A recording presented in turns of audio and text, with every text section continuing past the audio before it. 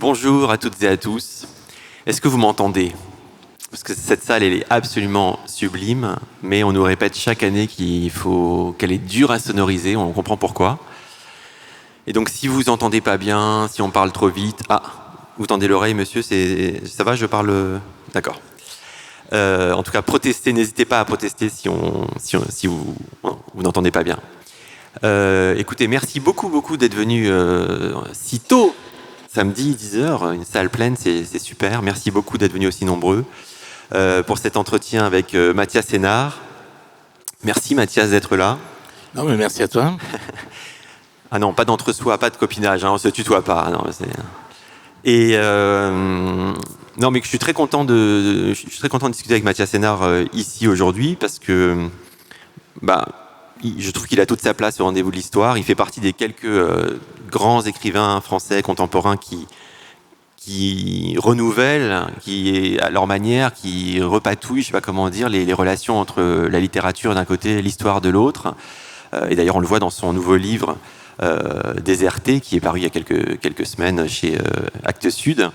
Moi, je suis toujours très impressionné par la façon dont Mathias Sénard arrive à conjuguer l'érudition, et pas seulement historique, l'érudition un peu dans tous les domaines, d'un côté et la fiction de l'autre, le savoir et le style, dans ce livre qui est tout à fait magnifique. Et on a toujours l'air con quand on dit qu'un livre est magnifique, mais ce livre-là est vraiment magnifique. On a l'air de dire que tous les livres sont magnifiques, mais non. Moi, je le dis pas si souvent que ça.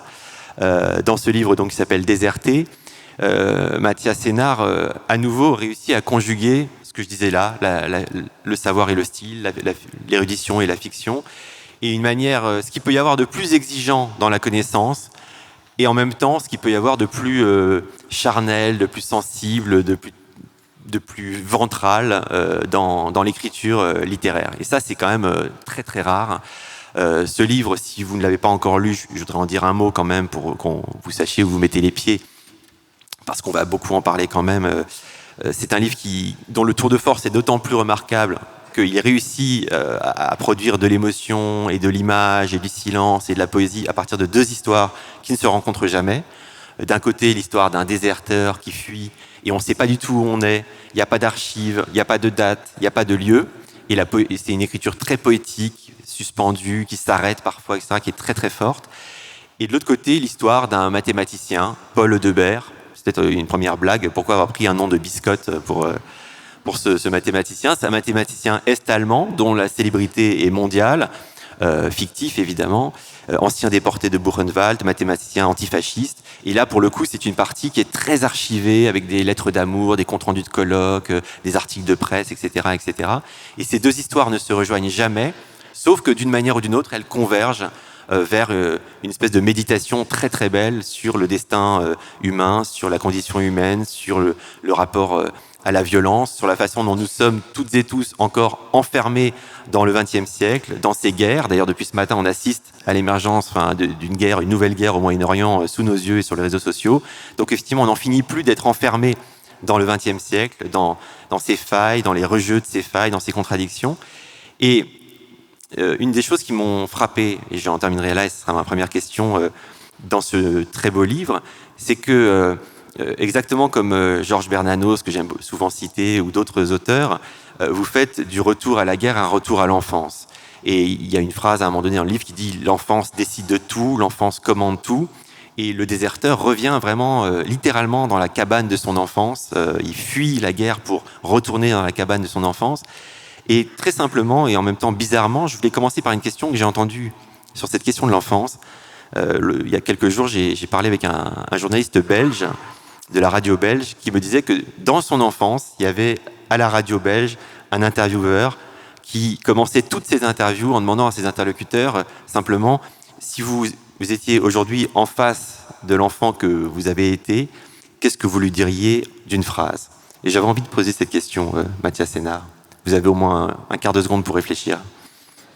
Eh bien, bonjour à toutes et à tous. Je vais parler lentement pour réfléchir à ma possible réponse à Jean Birnbaum.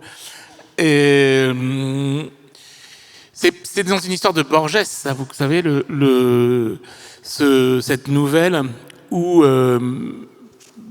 un narrateur à la première personne qui est Borges lui-même s'assoit sur un banc. Et puis petit à petit, par petites touches, il va se rendre compte que celui qui est assis à côté de lui, c'est lui-même en fait, en réalité. Il y aurait une espèce de boucle comme ça. Qu'est-ce que je dirais à l'enfant que j'étais ? Je dirais ne change rien. Puisque forcément, ces boucles temporelles sont assez effrayantes, mais bien évidemment, si je disais quelque chose à cet enfant que j'étais qui lui ferait changer un peu sa façon d'être, je ne serais plus moi-même, et donc je ne serais plus capable de lui poser cette question. Donc oui, je lui dirais surtout ne fais rien. C'est vrai que cette question de l'enfance et le poids qu'a l'enfance sur nous, quand on s'intéresse à ce rapport entre les vivants et les morts, au poids du passé en réalité sur notre présent, l'enfance c'est un peu un passé privé, un passé personnel, mais qui conditionne énormément justement de ce que nous sommes aujourd'hui. Donc on a aussi un rapport un peu de souvent presque d'historien de nous-mêmes avec notre propre enfance. Même si moi j'en ai jamais parlé, un peu peut-être dans un livre antérieur, mais néanmoins on sent qu'on a tous ce réservoir justement de possibles qui peut être aussi un refuge. Et c'est ce qui se produit dans Déserté. Si le déserteur retourne vers un des lieux de son enfance, bon, c'est un peu parce que c'est le hasard qui a mis cette cabane sur son chemin, mais aussi parce qu'il y a la tentation du refuge, la tentation du souvenir comme possibilité du refuge. C'est-à-dire de se dire, est-ce que mon enfance peut encore aujourd'hui protéger l'adulte que je suis de ce qui peut l'entourer comme danger physique, mais aussi danger moral, danger peut-être justement de la perte de soi. Est-ce que revenir à l'enfance, cette espèce de recentrement sur un lieu, un souvenir, une odeur, nous permet juste de reconstruire un peu l'adulte que l'on est, en fait, et de réfléchir justement à ce rapport qu'on a avec le temps. Voilà. C'est un peu, en tout cas, pour ça que le retour vers l'enfance du déserteur m'intéressait. Alors je disais que le livre, il y a cette partie du déserteur qui n'est pas du tout située, mais l'autre partie qui concerne ce mathématicien est-allemand, qui est raconté par sa fille, enfin on croise toute la famille, etc. Là, pour le coup, elle brasse littéralement le XXe siècle et jusqu'à ces rejeux, comme je disais tout à l'heure, et puis jusqu'à maintenant, parce qu'il y a la guerre en Ukraine à l'horizon, dont on dit d'ailleurs elle-même qu'elle est en permanence une sorte de reproduction ou de répétition de tellement de choses du XXe siècle. Il y a la pandémie, enfin vous enveloppez des choses très très contemporaines et en même temps vous brassez le totalitarisme au XXe siècle, le mur de Berlin, le fascisme, etc. Et vous êtes né en 72. Moi, je suis fasciné par la manière que vous avez, justement, je dis, d'envelopper le XXe siècle pour poser la question, est-ce qu'on est tous prisonniers de ce siècle ? Parce que c'est vraiment la question qui rôde en permanence autour de ce livre. Et moi, je me demandais tout simplement, quel est votre premier souvenir politique à vous ? Le premier souvenir politique dans l'enfance ou après l'enfance ? Quelle est la première chose qui vous a frappé politiquement tout jeune ? Alors, politiquement... bon, évidemment, je pense que c'est mai 81. Je crois que c'est la première fois où j'ai vu mon père pleurer. C'était le soir de la victoire de Mitterrand, et donc j'avais, je sais pas, 9 ans. Et dès que ce visage qu'on a tous là dans l'espèce de drapeau bleu, blanc, rouge, on voit ces images de la télévision de l'époque est apparu sur l'écran. Mon père, qui à l'époque était un peu militant, en tout cas avait beaucoup participé très localement à la campagne, et fond en larmes comme ça, suite à l'épuisement, à la joie, et là je me dis mais quel pouvoir quand même. Qu'est-ce que c'est que la victoire en politique? C'est quand même le pouvoir de faire pleurer mon père. C'est pas rien. Et puis ensuite, après, il a disparu immédiatement pour aller fêter cette victoire avec ses camarades.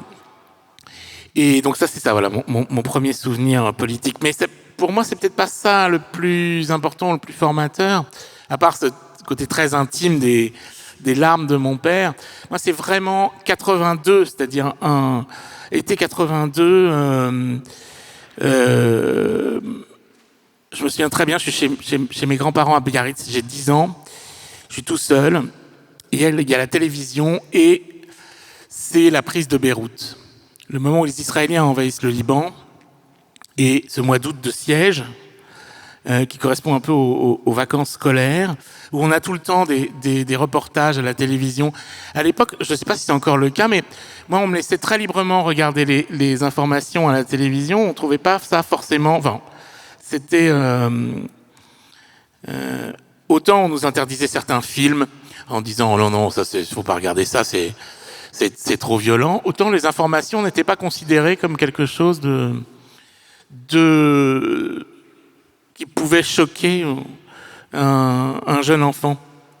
Et moi, ça m'a vraiment marqué. Mon rapport avec le Moyen-Orient et avec la ville de Beyrouth commence là, par les images des bombardements, les images on voit encore les avions israéliens. Alors, et puis après, voilà, l'épopée, les négociations, le départ des Palestiniens. C'était une espèce de feuilleton assez terrifiant auquel je comprenais pas grand-chose, évidemment, mais donc je voyais qu'il y avait là un enjeu humain, parce que à la télévision de l'époque, on montrait justement beaucoup. Alors, c'est peut-être parce que je les ai entendus depuis, ces archives, mais on avait des reportages en Beyrouth-Ouest, on vous montrait les enfants assoiffés, les problèmes de... Donc, tout ça, pour moi, c'était à la fois extrêmement lointain, mais en même temps extrêmement proche.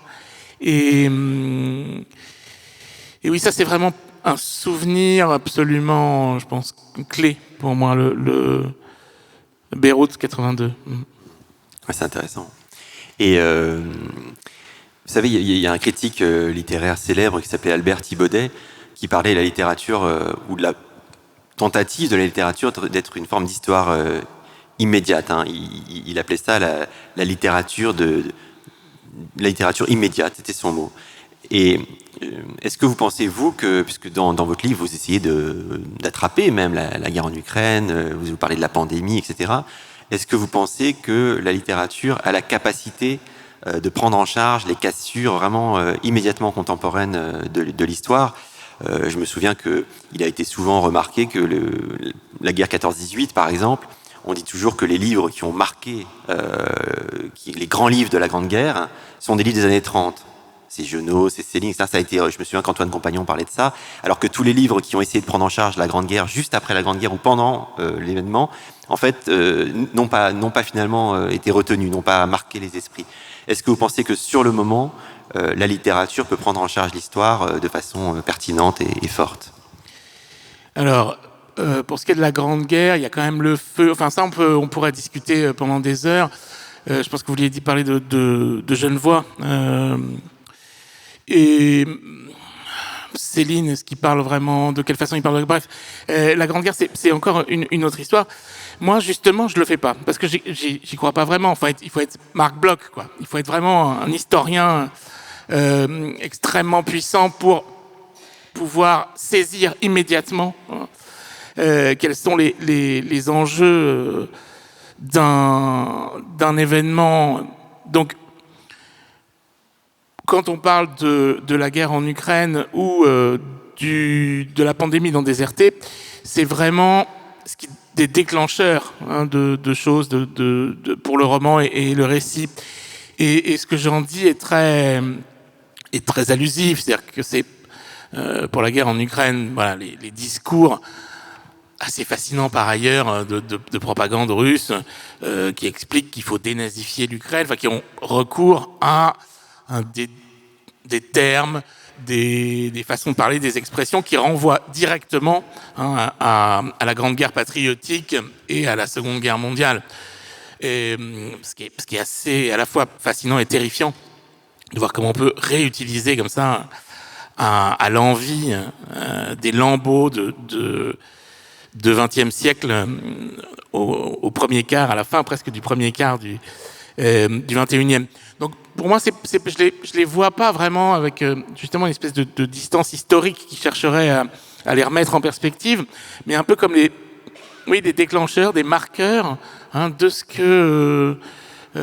qu'est l'époque qui me permettent justement de repartir en arrière en fait. Parce que là, c'est la première fois dans Déserté que j'ai une narratrice, celle qui raconte cette histoire de la biscotte, comme l'a bien fait remarquer Jean Birnbaum, de Paul Hudbert.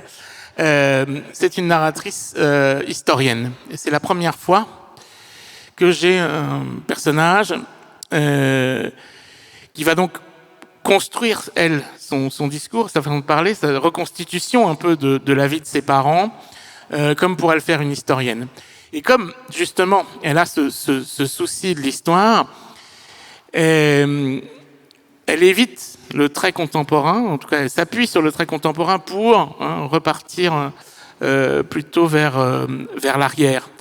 Donc, ce qui est aujourd'hui, pour moi, est plutôt une forme de ce qui fabrique une espèce qu'on pourrait appeler une espèce d'anamnèse littéraire, ou en tout cas ce qui permet de regarder plutôt vers le XXe siècle lui-même, parce que le projet est à la fois très contemporain, mais en même temps essaye de tracer une espèce de continuité justement de la violence de guerre et de la violence politique à travers le XXe siècle jusqu'à aujourd'hui.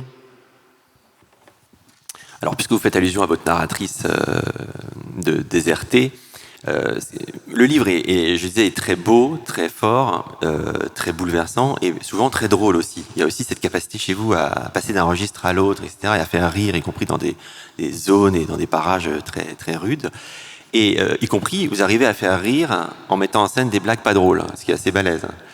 Et donc, vous racontez à un moment donné une blague que fait cette narratrice, qui est historienne, donc, au colloque consacré, donc c'est un colloque sur un petit bateau comme ça fluvial, c'est une croisière fluviale, et elle raconte une blague qui fait rire personne. Et je vais vous la restituer quand même pour voir si elle vous fait rire. Et par ailleurs, pour poser une question à Mathias Sénard, parce que ce qu'il a dit juste avant m'y a fait penser. La plupart des voyageurs en train, vous parliez de retourner en arrière, voilà. La plupart des voyageurs en train préfèrent être assis dans le sens de la marche. Un historien est un voyageur qui choisit de ne pas s'asseoir dans le sens de la marche. L'historien des sciences est un historien qui, assis dans le sens inverse de la marche, tourné vers l'arrière et contrairement à la plupart des historiens, ne regarde pas par la fenêtre. L'historienne des mathématiques est une historienne des sciences qui, assise dans le sens inverse de la marche, les yeux fermés, cherche à démontrer que les Arabes ont inventé les trains. Ah ben voilà, ils ont plus d'humour qu'au colloque, vous voyez. Cette salle est beaucoup plus hype que celle du colloque fluvial consacré à Paul Hudbert. Et alors, dans le livre, cette blague est suivie par une ligne où il est écrit « Personne n'a ri », vous voyez. Et moi, ma question, c'était, on a bien compris dans quel sens voyageait l'historien des sciences, l'historienne des mathématiques, mais alors l'écrivain de l'histoire. Ah ben, justement, l'avantage de l'écrivain de l'histoire, c'est que lui, il peut à la fois s'asseoir dans les deux sens de la marche, changer de place, regarder par la fenêtre et essayer de démontrer que les Arabes ont inventé le zéro et les trains. Donc, il y a la magie. Moi, je suis pas du tout historien. J'ai aucune prétention à ce niveau-là. Néanmoins, je travaille à partir des matériaux fournis par les historiens et je les en remercie grandement, justement. Et moi, j'ai la possibilité de m'en éloigner un peu, d'y revenir, de regarder justement par la fenêtre, d'apercevoir un motif qui va me plaire. En fait, mon travail, moi, est plus de rapprocher des éléments entre eux, de fabriquer un parcours dans ces matériaux-là qui sont retracés, voilà, des vies, des rapports entre elles, et comment est-ce que ces vies peuvent raconter justement le XXe siècle, le XXIe siècle, aujourd'hui, hier, avant-hier, d'une façon tout à fait différente de celle des mathématiciens ou des historiens. Voilà, c'est forcément puisque je ne suis ni l'un ni l'autre. Mais en revanche, je les mets en relation et en rapport. Et c'est là où l'idée même de littérature et de roman prend son sens dans son rapport à l'histoire. Alors, quand j'ai lu cette blague prétendument pas drôle, mais qui en fait l'est, j'ai pensé, parce que c'est cette métaphore du train comme ça, et dans le rapport à l'histoire, j'ai pensé à une autre image assez fameuse qu'on trouve d'abord chez Marx, quand il dit que les révolutions sont les locomotives de l'histoire universelle, et image qui est reprise ensuite pour la renverser quelque part par Walter Benjamin dans ses thèses sur l'histoire, où il essaie d'inventer une sorte de marxisme mélancolique, et où il dit que non, peut-être que les révolutions sont en fait plutôt une sorte de signal d'alarme que l'humanité tire pour éviter la catastrophe. L'humanité étant prise dans un train, et comme ça, comme si elle était prisonnière d'un train fou qui fonce vers le pire. Et la révolution, dit Benjamin, ce n'est pas la locomotive, c'est au contraire le signal d'alarme qui permet dit-il, et c'est là que je voulais en venir, il dit que ça permet finalement que la littérature, c'est quelque part son rôle et la formule est restée, de brosser l'histoire à rebrousse-poil. Est-ce que ça vous parle ? Oui, tout à fait. Pour le coup, je suis très benjaminien, d'abord parce que c'est une figure qui m'est chère, et puis parce que il a vraiment le sens du tragique, c'est-à-dire cette idée que voilà, le train va vers le pire, et que on peut effectivement tirer la sonnette d'alarme par la révolution, mais malheureusement, ça n'arrête jamais complètement le train du pire. Et on s'en rend compte tous les jours. Là, ce matin, j'arrive de Beyrouth, pour rien vous cacher. J'étais à Beyrouth encore hier. Et ce matin, voilà, le Hamas bombarde Israël et vice-versa. Et on sait que ça va se finir dans un bain de sang. Donc on a l'impression que tout ça n'en finit jamais. C'est-à-dire que justement, où va se trouver la révolution qui va maintenant mettre enfin, en tout cas, ralentir ou arrêter le train pour quelques jours ou quelques heures, elle est encore à venir. On n'a plus trop de signal d'alarme à tirer, quoi. Mais néanmoins, on voit bien que les trains, tous les trains partent sans nous, un peu. Ils avancent tous vers la catastrophe climatique, la catastrophe politique, la catastrophe... Alors ça a deux effets sur l'écrivain. Ça vous donne envie de vous enfermer à la campagne et de ne plus lire que Alexandre Dumas, ce qui peut être un beau projet, mais il faut en avoir les moyens. Ou voilà, vous mettre à écrire des romans un peu dans lesquels on va chercher l'espoir, quoi. Comment est-ce qu'on peut essayer de reconstruire un espoir à partir de tous ces moments disloqués de tragédie, et où est-ce qu'on peut le trouver? Comment est-ce qu'on peut regarder justement, voilà, qu'est-ce que c'est que... Est-ce qu'il y a encore une place pour une forme d'utopie aujourd'hui? Que sont devenues les utopies d'hier? Et qu'est-ce qu'on peut rêver pour demain? Voilà. Ça, c'est vraiment, je crois, le moment, le lieu un peu de la littérature d'aujourd'hui, quoi. Bon, j'étais en train d'écrire une anti-sèche et hop. Je pensais pas que vous alliez vous interrompre si vite. Donc, moi, mais j'avais une idée quand même. Ce qui me frappe, c'est dans vos discours, en fait, quand je vous écoute, c'est toujours à la fois l'immense modestie que vous mettez en avant en disant moi je fais que rapprocher des éléments, etc.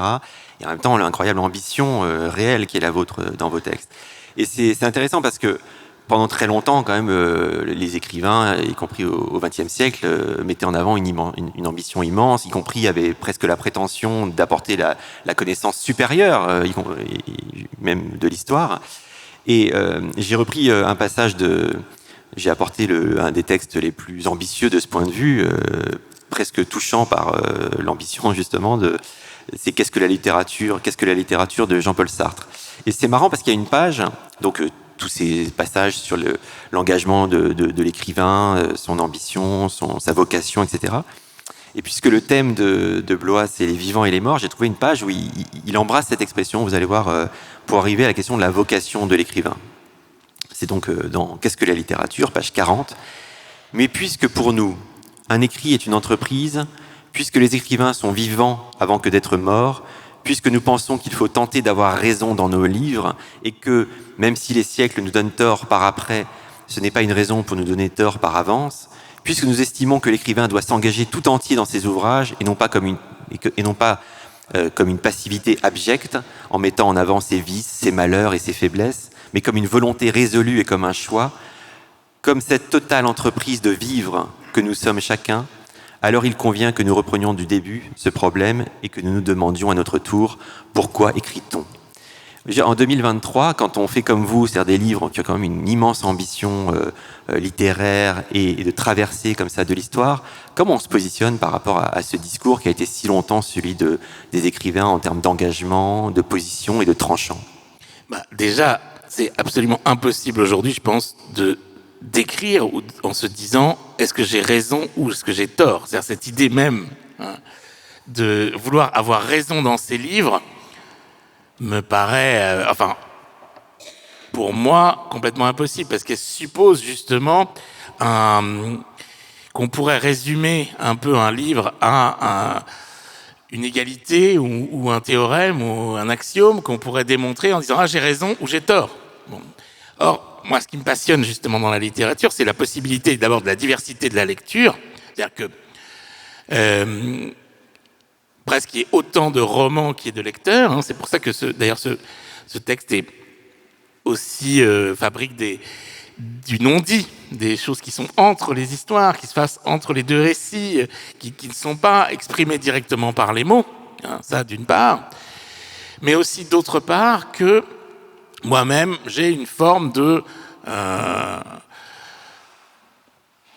disons, de projet politique ou intellectuel axiomatique que je cherche à imposer un peu par mes livres à tous ceux qui les lisent. Or, je pense que c'est plus tellement le propos aujourd'hui. Le politique est extrêmement important pour moi dans le roman, la politique aussi, mais je pense qu'elle s'exprime avant tout de nos jours par la diversité. Le roman, c'est une chambre d'écho. Donc bien évidemment, il y a peut-être 1, 2, 3, 4, 5, des milliers de messages, mais c'est pas un coup de massue sartrien sur le cerveau endormi du citoyen. On n'en est plus là. Enfin, j'espère. Là, il y a quand même quelque chose d'extrêmement, même dans ses interrogations, quand il s'interroge, on sent bien qu'il ne s'interroge pas du tout, qu'il est quand même absolument extrêmement sûr de lui, sur ce que doit être la littérature. Or, moi, s'il y a un terrain qui ne m'intéresse absolument pas, parce que je sais qu'il est extrêmement dangereux, c'est le terrain du doit-être, justement.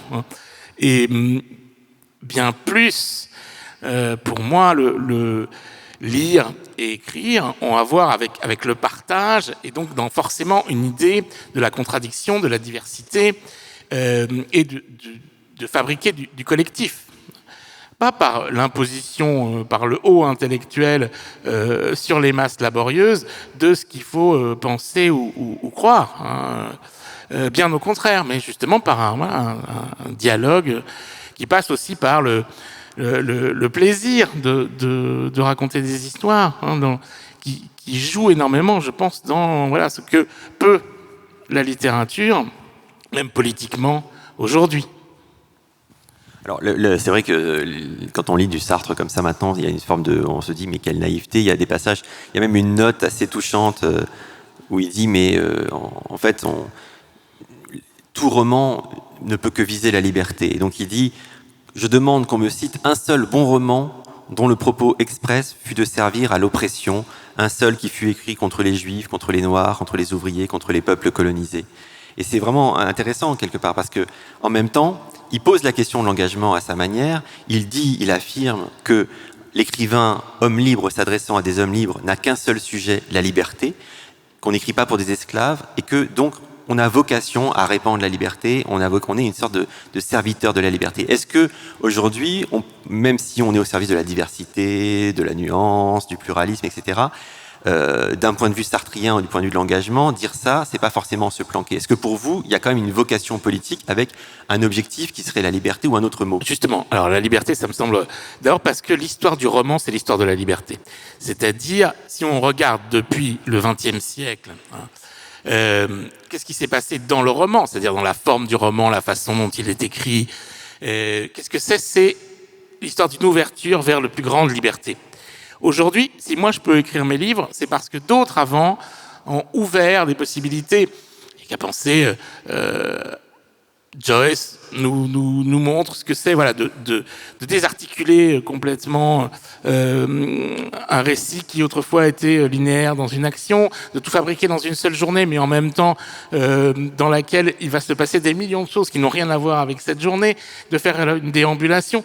Toutes ces ouvertures sont l'apprentissage de la liberté à l'intérieur même du roman. Dans les dernières années, on a ouvert le roman vers l'essai, justement. Il y a de plus en plus de moments d'essai dans le roman, de savoir.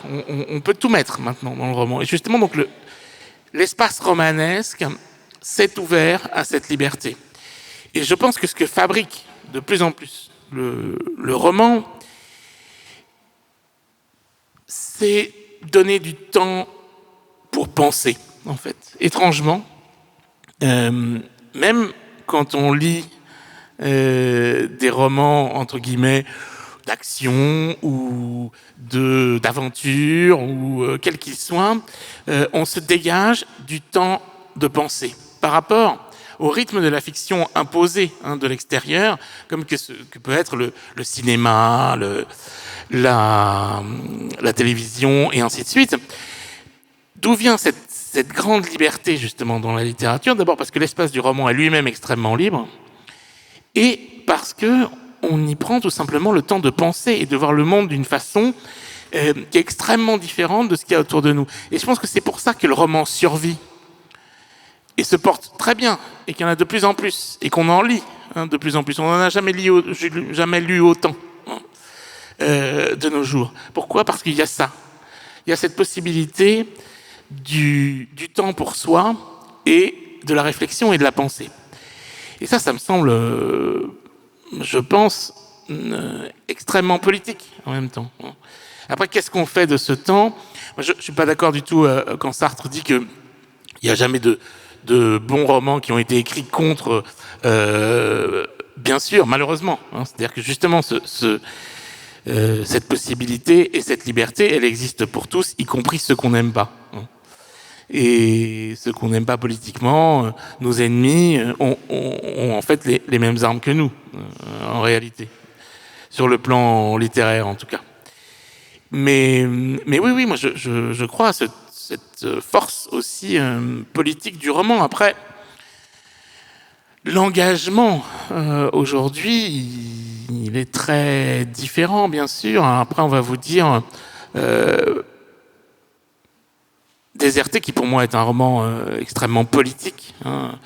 Peut-être moi, j'ai pas mon corps, en tout cas, ou le citoyen que je suis, a peut-être pas l'engagement que peut avoir mon livre. C'est-à-dire que je suis pas toujours sur les réseaux sociaux à dire ceci ou cela, et ainsi de suite. Ça, c'est certain. Et peut-être l'intellectuel d'aujourd'hui est peut-être un peu plus méfiant ou réticent à ces discours publics que pouvait l'être Sartre et cette génération-là. Mais en revanche, je pense qu'aujourd'hui, les romans en eux-mêmes sont bien plus engagés et bien plus politiques que pouvaient l'être à l'époque de Sartre ou de Camus. Alors, il y a une chose aussi, parce que c'est que vous écrivez en français et que la langue française, elle a porté les textes de gens comme Sartre, justement, pour qui écrire en français, c'était pas n'importe quoi, et pour qui la France avait un certain rôle, etc. Et de ce point de vue, d'ailleurs, quelles que soient les traditions politiques, moi je pense à nouveau à Georges Bernanos, qui était plutôt à l'autre bout politiquement, enfin qui venait de la droite royaliste, etc., et qui disait le bon Dieu ne m'a pas mis une plume dans les mains pour rigoler avec, et qui disait surtout l'histoire de mon pays a été faite par des gens qui croyaient à la vocation spirituelle de la France. Il y a eu toute une tradition comme ça, évidemment, très forte, où écrire en français, c'était écrire dans la langue dont la prétention ou l'ambition universelle était la plus puissante politiquement. Est-ce que ça, d'une manière ou d'une autre, vous en êtes l'héritier ou pas du tout, même inconsciemment? Si, je pense qu'on ne peut pas être un romancier en français sans s'interroger à un moment ou à un autre sur l'histoire de cette langue et de cette fameuse prétention universaliste qui, quand elle s'exprime au XVIIIe siècle, donne quand même encore pour aujourd'hui des chefs-d'œuvre absolus comme Diderot ou Casanova, qui sont quand même des choses extrêmement opposées, mais et qui sont toutes les deux écrits dans cette langue, un depuis l'Italie, Venise et l'Europe, qui est les mémoires de Casanova, et de l'autre, vraiment depuis la France pour Jacques le Fataliste. Donc oui, il y a un moment où on est quand la langue française est l'héritière aussi de tout cela. Et c'est peut-être aussi parce que tout ça m'intimide que je joue un peu avec ça. Pas dans ce dernier livre, mais dans celui d'avant, j'ai un peu refait une histoire de France qui s'appelait le banquet annuel de la confrérie des Fossoyeurs. J'ai un peu refait une histoire de France, aussi une histoire de la langue française, un peu burlesque, vue depuis pas très loin d'ici, d'ailleurs, l'ouest de la France, un peu plus au sud, disons, entre la Loire et la Gironde. Ce qui est une drôle de façon d'envisager l'histoire de France, depuis un endroit où on considère qu'il ne s'est pas passé grand-chose en réalité. Et en tout cas, pas tellement sur l'évolution de la langue. Mais néanmoins, la plupart de mes romans sont écrits depuis un point de vue qui est extérieur au français. Je m'explique. Par exemple, Boussole, qui est le roman mon antépénultième, quelque chose comme ça, pas celui-là, pas celui d'avant, celui encore d'avant, était écrit en allemand. C'est-à-dire que c'est un roman français, mais c'est le monologue d'un Autrichien enfermé chez lui à Vienne qui pense en allemand. Donc c'est écrit avec un certain angle vis-à-vis du français ou de l'élocution française normale. L'endroit d'où on parle n'est pas tout à fait le même. De même dans Déserté, Irina aussi, elle est allemande. Donc, même si le texte est en français, et que, a priori, il n'y a rien, il n'y a pas de germanisme dedans, néanmoins, ça donne quand même, ça fait ce que Forster appelait faire un léger angle avec l'univers, quoi. Voilà. Et j'aime beaucoup ces positions de déplacement vis-à-vis de la langue française, se dire que ce texte est quelque part traduit d'une langue qui n'existait pas et qui est celle que nous avons tous dans la tête. Pourquoi ? Parce que j'ai cette impression que finalement, quand nous parlons français, on fait un effort de communication envers autrui, que ce soit à l'écrit ou à l'oral, pour adapter une forme de langue intérieure pour que l'autre nous comprenne. Alors ça marche plus ou moins bien. Des fois, on ne se comprend pas toujours. Il faut un peu trouver une autre traduction pour ce qu'on veut dire. Donc ça signifierait bien que deux choses qui vont faire hurler les philosophes. Ça voudrait dire qu'il y aurait une espèce de pensée sans langage, ou plutôt dans un langage qui serait unique, propre à chaque individu et au fonctionnement de sa langue intérieure. Alors moi, je crois un peu à ça, en tout cas pour la littérature, quand on se relit ou quand on se dit, mais c'est pas vraiment moi qui écris ça. Il y a toujours une espèce d'espace entre le moi qui écrit et le texte qui s'instaure. Alors, il nous reste juste quelques minutes parce que je voudrais qu'on ait un vrai moment de discussion collective juste après. Donc je propose qu'on laisse un vrai quart d'heure. Je voulais, sur cette scène comme ça de l'écriture, à la fois il y a cette ambition très forte, individuelle, que quelqu'un comme Sartre ou des gens comme Bernanos pouvaient énoncer, mais évidemment on n'est jamais tout seul sur cette scène. Il y a quand même de la concurrence, il y a quand même des mauvaises ondes, etc. Et je voulais vous citer encore un passage d'une conférence inédite qui était sortie il y a quelques années. Justement, vous parlez de l'essai, etc., et beaucoup de philosophes qui pensent la littérature, et c'était une conférence de Michel Foucault, que je trouve magnifique, c'est paru sous le titre « La grande étrangère ». Et dans ce livre, il écrit ceci, et je voulais vous faire réagir à ça.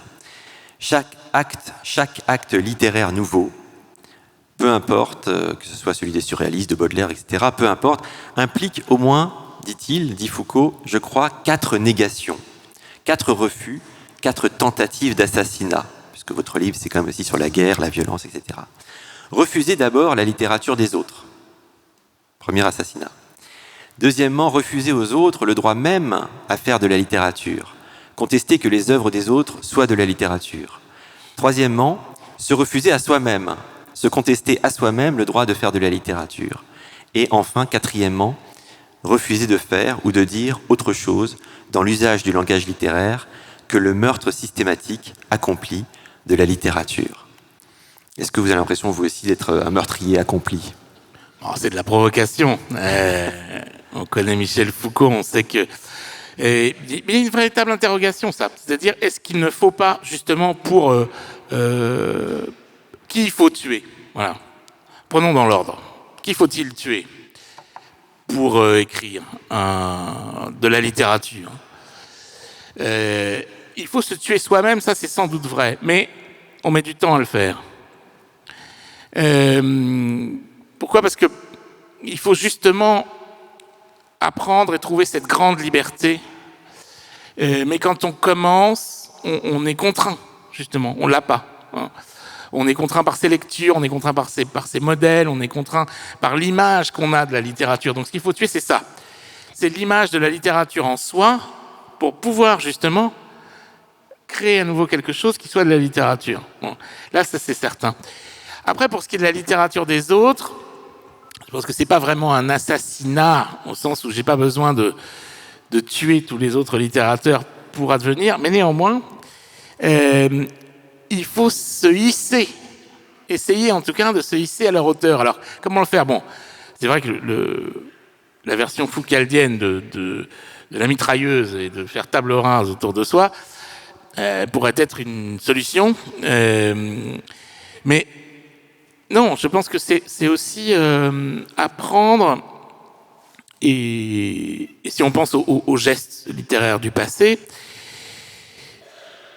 à la fois, il faut avoir une espèce de double conscience, c'est-à-dire à la fois être extrêmement lecteur, c'est-à-dire connaître la littérature dans laquelle on cherche à se mouvoir, que ce soit celle du 19e siècle, du début du 20e ou celle d'aujourd'hui, et en même temps avoir cette immense prétention qui est de dire « non, moi je veux m'inscrire au milieu de ça ».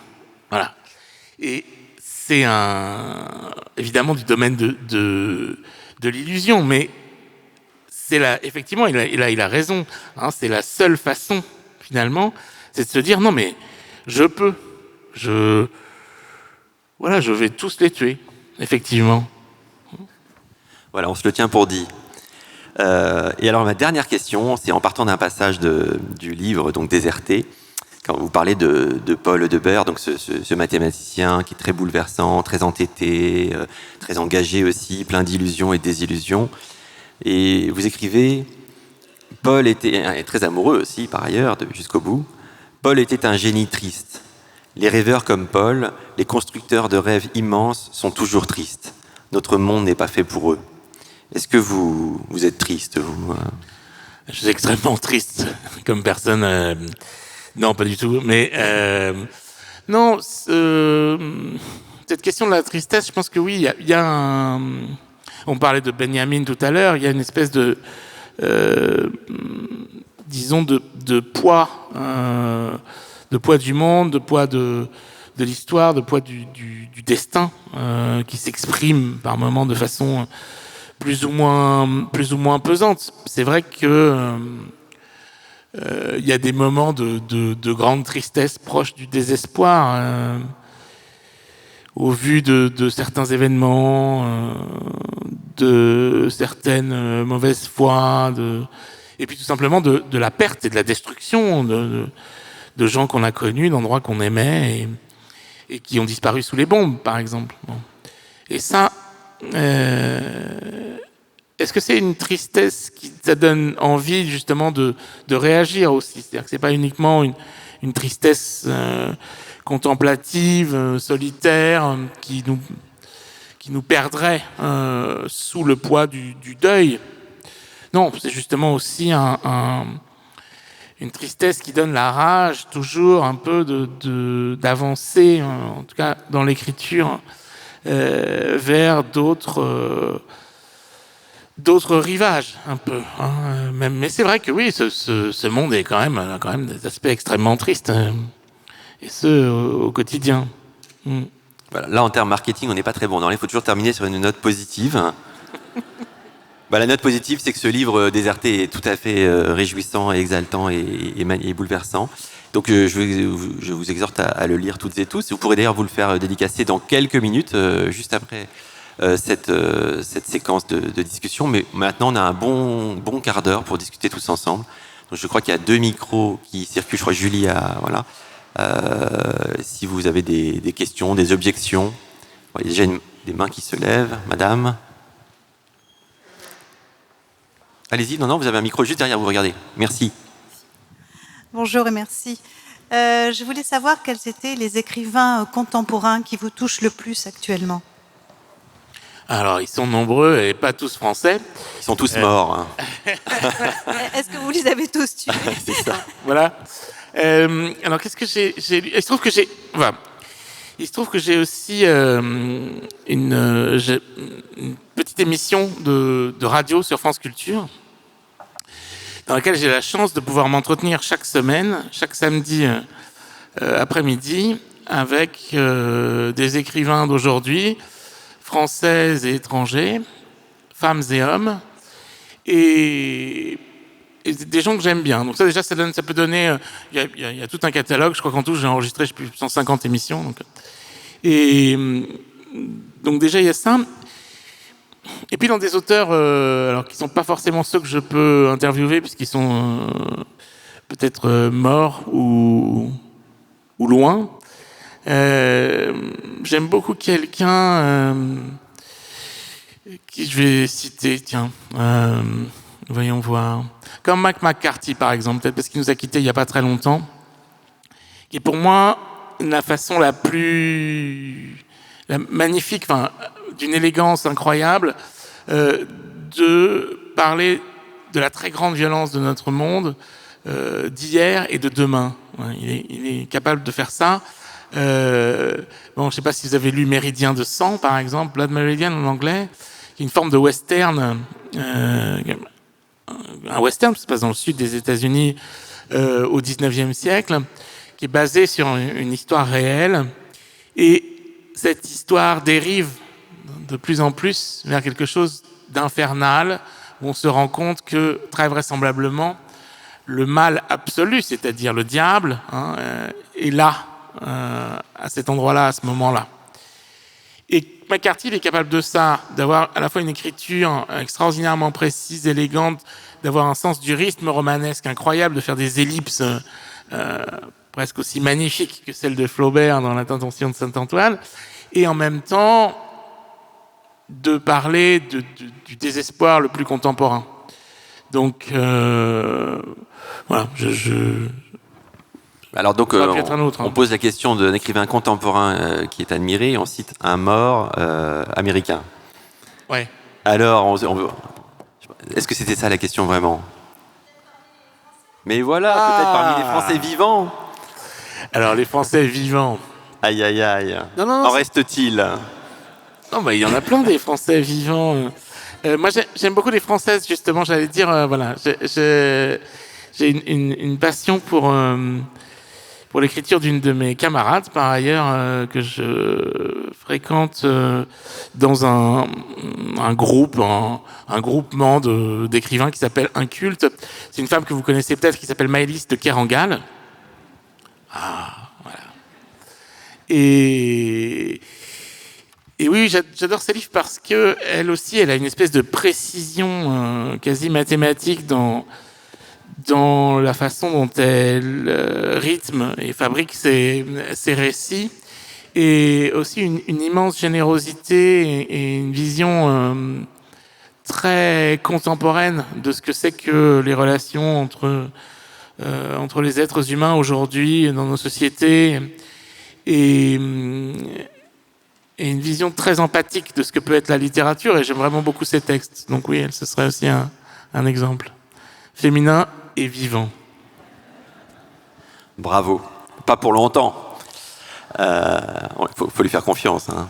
Il est en train de faire place nette. Alors, hein, est-ce qu'il y a d'autres questions, interventions? Monsieur? Merci, bonjour. Mes profs d'histoire racontaient toujours qu'un siècle, ça finissait jamais à l'année en double zéro, mais 1492-89, et que le 20e commençait en 1914. Vous nous avez dit plusieurs fois que vous avez tripatouillé le 20e siècle dans tous les sens. Vous le faites terminer quand, ou est-ce qu'il est terminé? Alors, je le fais terminer... Non, je le fais terminer justement le 11 septembre 2001. Oui.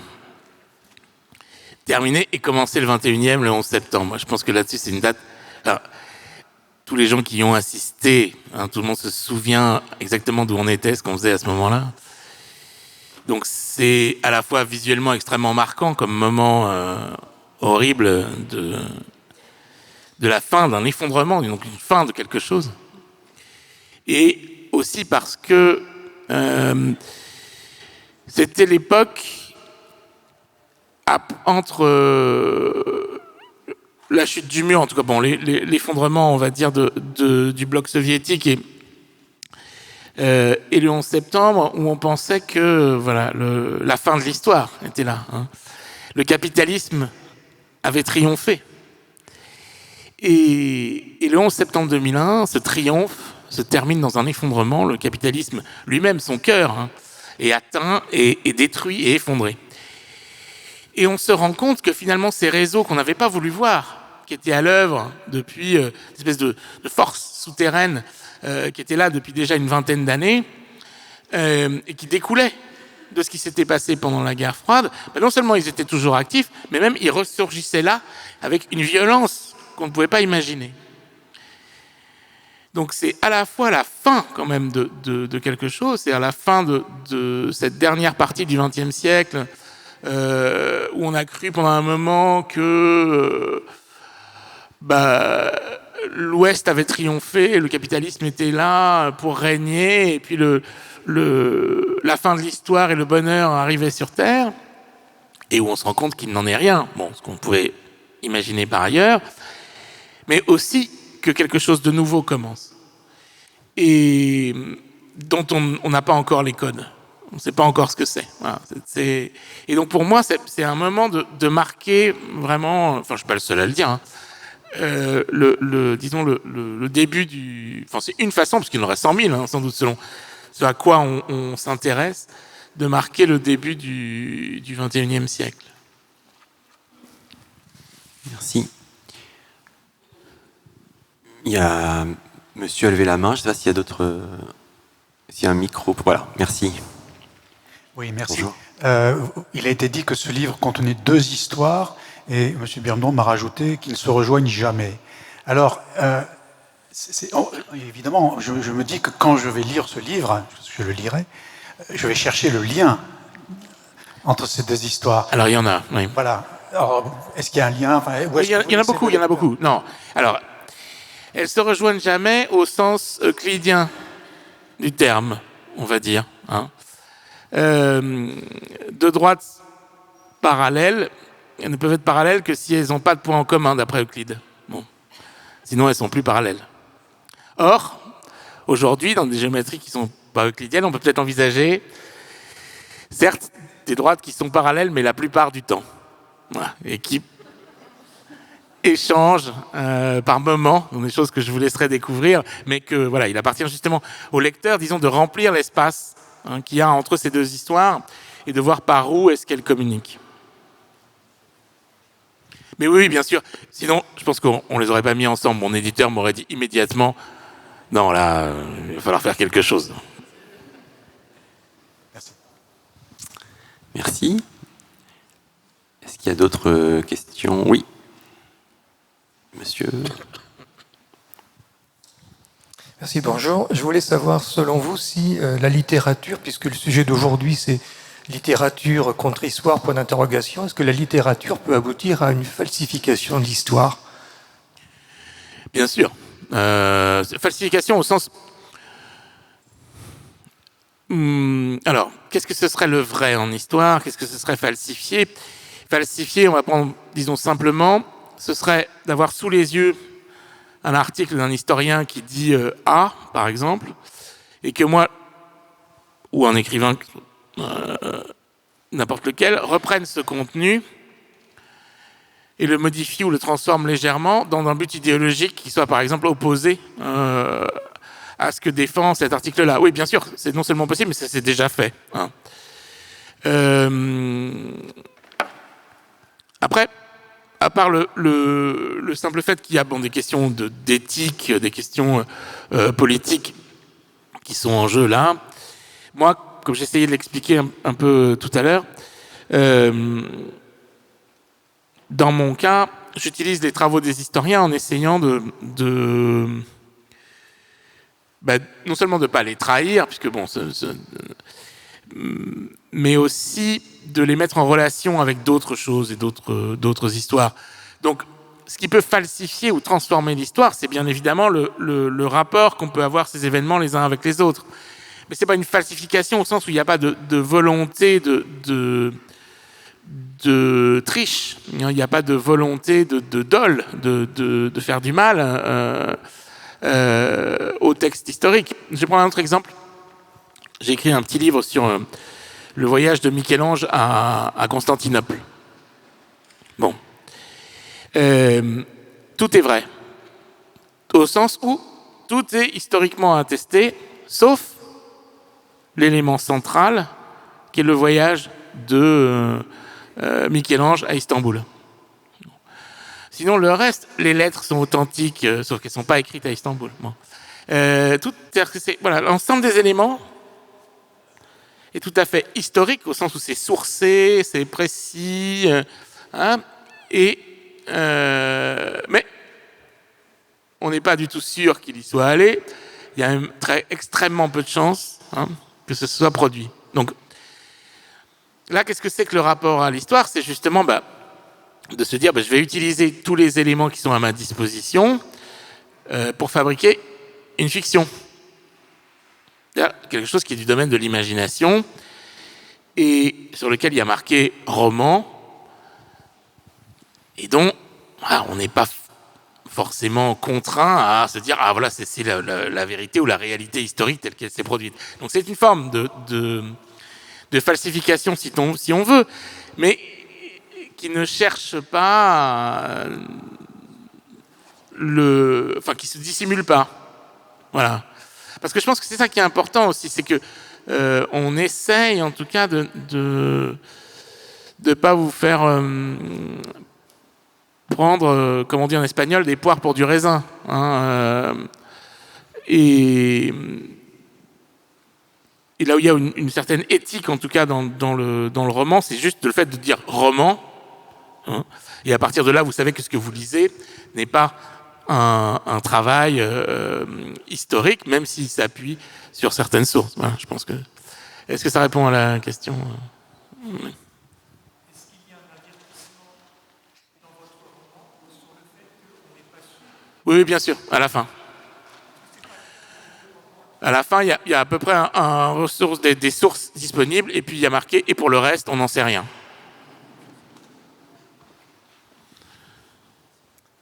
Oui, si je peux. Est-ce qu'on... Je suis ici. D'accord, pardon. Merci. Bonjour. Bonjour. Je vais peut-être un petit peu prolonger ce qui vient d'être dit. Moi, c'était le contre qui m'avait intéressée. Je suis historienne. Et mon sentiment, vous avez parlé très bien, là, juste à l'instant, de comment le romancier peut utiliser de l'histoire, l'écrivain. Et moi, j'ai l'impression que les historiens assument de plus en plus la part de fictionnel qu'il y a dans leur œuvre et assument cette part d'imagination qu'il y a, d'hypothèse, d'incertitude. Et j'ai l'impression que loin d'être contre, on est de plus en plus tout contre entre historiens et écrivains. Oui, de plus en plus. Mais d'ailleurs, j'ai alors, c'est pas un camarade, puisque lui, il est encore pour le moment resté du côté de l'histoire, qui s'appelle Romain Bertrand, avec qui j'ai longuement discuté aussi de ces questions, et qui aime de plus en plus rédiger, en tout cas dans la rédaction, s'apparente de plus en plus à ce que peut faire un romancier comme moi. Mais la différence, c'est que lui, il est quand même contraint par ses sources. Et même s'il peut faire des hypothèses, il va les formuler comme telles, hein, il va pas... disons que s'il y a un vide, si on prend un vide, un trou, il y a deux façons d'envisager ça en littérature. Soit on le remplit, c'est ce que je fais moi, je vais dire, on ne sait pas ce qu'il y a là, mais moi je vais le remplir. Je ne sais pas ce qu'aurait pu être le voyage de Michel-Ange à Istanbul, mais je vais y aller quand même. Je vais vous l'envoyer à Istanbul. Ou alors on en fait le tour. C'est ce que fait par exemple, alors dans un texte qui lui aussi, que vous connaissez sans doute tous, le texte de Patrick Boucheron sur Léonard, la rencontre entre Léonard et Machiavel. Voilà. Là, il y a un trou. On sait plus ou moins qu'ils se sont rencontrés, on ne sait pas ce qu'ils se sont dit. Bon. Il ne va pas imaginer, il ne va pas remplir le trou comme aurait fait un écrivain, un romancier. Il ne va pas faire une pièce de théâtre, un dialogue, pauvre Léonard Machiavel, non. En revanche, il va très subtilement tourner autour avec tout ce qu'on sait sur cette possible rencontre et donner à voir le vide d'une façon extrêmement nette, mais par l'extérieur, hein, par tout ce qu'on en sait. Voilà. Donc c'est deux approches qui me semblent complémentaires en réalité, hein, et qui toutes deux sont extrêmement intéressantes. Merci beaucoup. Je crois qu'après il faudra qu'on rende la salle, mais vous me dites quand on... C'est très intéressant, donc on peut...